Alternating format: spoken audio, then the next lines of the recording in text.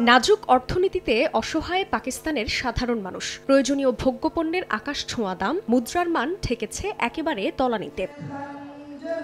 এ অবস্থায় নিত্যপণ্যের দাম বৃদ্ধির প্রতিবাদে বিক্ষোভে উত্তাল দেশটি। শনিবারও জাতীয় পতাকা, ব্যানার ও প্ল্যাকার্ড হাতে রাজধানী ইসলামাবাদের রাজপথে জড়ো হন হাজারো নাগরিক। বিরোধী দল জামায়াতে ইসলামীর নেতৃত্বে দ্রব্যমূল্য বৃদ্ধি, গ্যাস, বিদ্যুৎ বিলের ওপর অতিরিক্ত কর ধার্যের বিরুদ্ধে বিক্ষোভ মিছিল ও অবস্থান কর্মসূচি পালন করেন আন্দোলনকারীরা।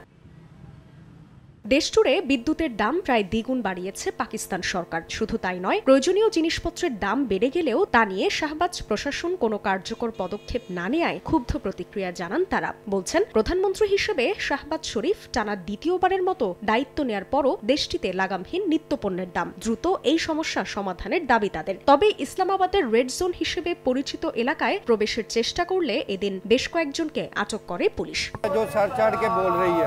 দেশে বেকারত্বের প্রচুর সমস্যা, তরুণ প্রজন্ম চিন্তায় আছে। আমারও 6 সন্তান আছে, যা উপার্জন করি তা বিদ্যুতের বিল পরিশোধ করতেই চলে যায়। বাচ্চাদের খাওয়াবো কি তাহলে? এখানে যৌক্তিক দাবি আদায়ে এসেছি। এদিকে বিক্ষোভ ঠেকাতে সমাবেশ ও মিছিল নিষিদ্ধের পদক্ষেপ নিয়েছে প্রশাসন। পাঞ্জাব, ইসলামাবাদে 144 ধারা জারি করেছে পাকিস্তান সরকার। একই সঙ্গে নিয়ম ভাঙলে কঠোর ব্যবস্থা নেওয়া হবে বলেও হুঁশিয়ারি দিয়েছে শাহবাজ প্রশাসন। জান্নাতুল সাদিয়া, সময় সংবাদ।